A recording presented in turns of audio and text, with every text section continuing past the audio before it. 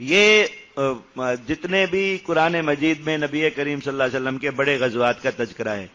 ایک بات آپ ہر غزوے کے ذکر میں مشترک پائیں گے. آپ نے پیچھے غزوہ احد کا ذکر پڑھ لیا تفصیلی سورہ آل عمران میں، یہ بدر کا ذکر آ گیا، آگے احزاب کا تفصیلی تذکرہ ہے اس میں سورۃ الاحزاب میں، غزوہ تبوک کا تفصیلی تذکرہ ہے سورۃ التوبہ میں، اور غزوہ بنو نذیر کا تذکرہ تفصیلی ہے، پوری سورت اس پر نازل ہوئی سورۃ الحشر. تو جتنے بھی یہ غزوات ہیں جن کا تفصیلی ذکر قرآن مجید میں آیا، یہاں پر اللہ رب العزت 3 جماعتوں کی حالت بیان فرماتے ضرور ہر غزوے کے ذکر میں، کہ ایمان والے اس لڑائی کے وقت میں کیا کر رہے تھے، ان کی کیا کیفیت تھی اور ان کے حق میں کیا انجام نکلا اس لڑائی کا.